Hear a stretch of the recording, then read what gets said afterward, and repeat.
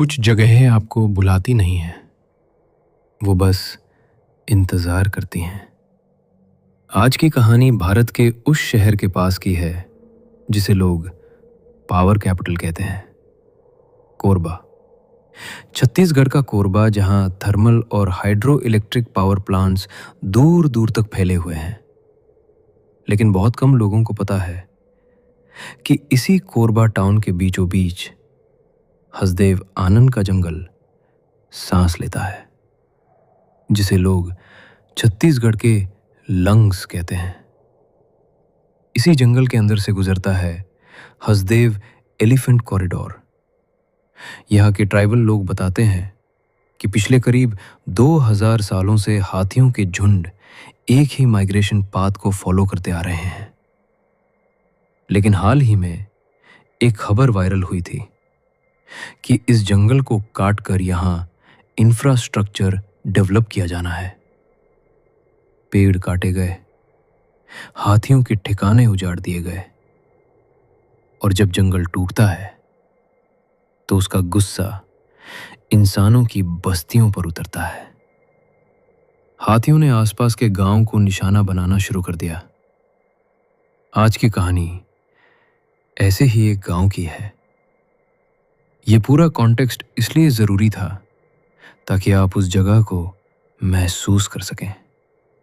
इस कहानी को मुझे भेजा था उसी गांव में रहने वाले भोला ने।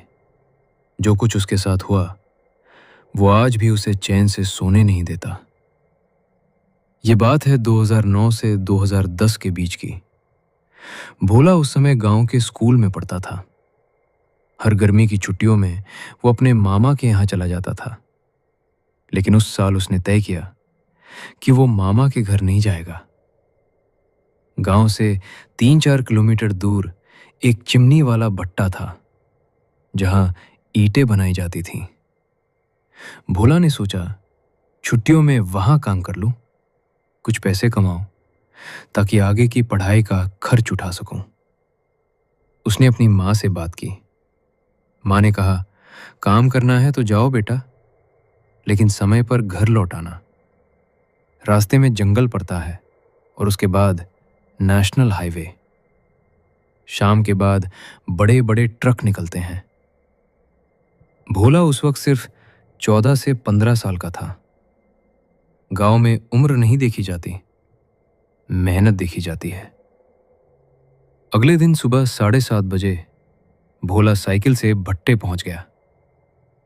पहले हफ्ते डे शिफ्ट थी। काम ठीक चला और हफ्ते के अंत में उसे पैसे मिल गए। फिर सुपरवाइजर ने उसे नाइट शिफ्ट दे दी। रात की शिफ्ट में सिर्फ 12 से 13 लोग होते थे। चिमनी के चारों तरफ रॉ मटेरियल फैला रहता था। जिप्सम, चूना, रेत, बजरी और राखड़। राखड़, जले हुए कोयले की राख। उस रात करीब 12:30 बजे भोला चिमनी के पास काम कर रहा था। तभी राखड़ के ढेर की तरफ से किसी की जोरदार चीख सुनाई दी।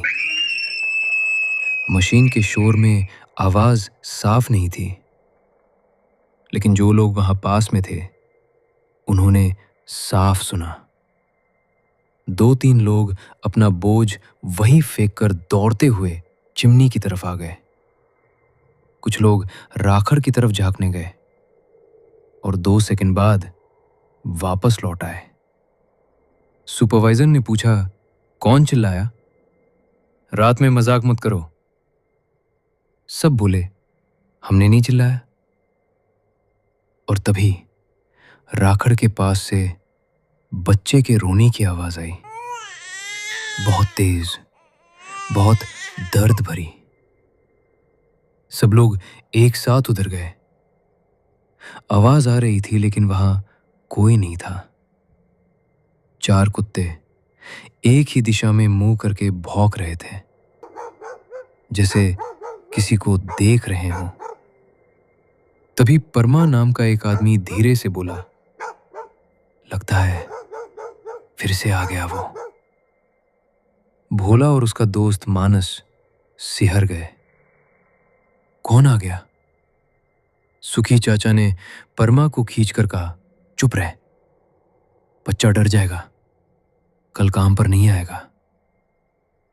उस रात किसी ने कुछ नहीं पूछा। काम खत्म हुआ। सुबह सब लोग भट्टे के पीछे बहने वाली छोटी नहर में नहाने गए। भोला का दिमाग भरा हुआ था। कुत्ते किसे देख रहे थे?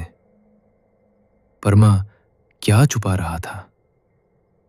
घर लौटकर भोला ने एक पड़ोसी भैया से पूछा। उन्होंने कहा, रात में रॉ मटेरियल के पास अकेले मत जाना और नहर में दिन में भी अकेले मत उतरना। एक हफ्ते बाद भोला फिर डे शिफ्ट में आ गया। एक दिन 6-7 लोग नहर में नहाने गए।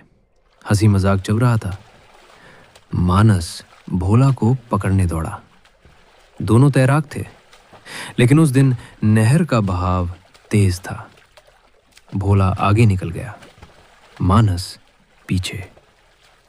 नहर के बीच किसी ने भोला की कमर पकड़ ली और उसे नीचे खींच लिया, दोनों हाथों से बहुत कसकर। उस पकड़ में इंसान जैसी ताकत नहीं थी। भोला ने जोर लगाया, हाथ झटके और जैसे तैसे बाहर निकला। किनारे आकर सांस टूटने लगी। सब नहर को घूरते रहे। 5, 7, 10 मिनट, कोई ऊपर नहीं आया।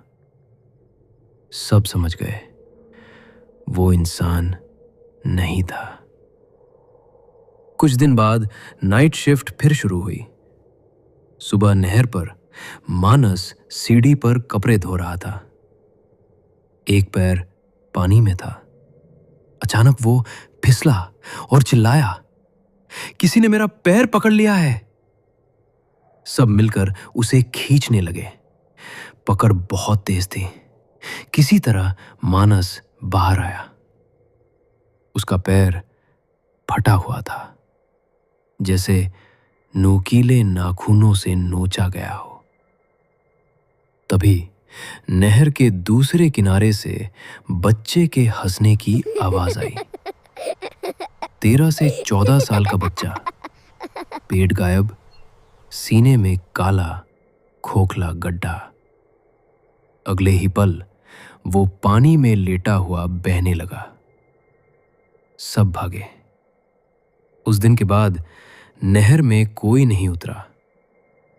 बाद में पता चला, कुछ साल पहले एक लड़का यहीं डूबकर मरा था। लोग उसे कहते हैं झदरी। अगर आपने भी ऐसा कुछ सुना या देखा है तो बताइए, क्योंकि कुछ आवाजें आज भी पानी से आती हैं और वो अब भी इंतजार कर रही हैं।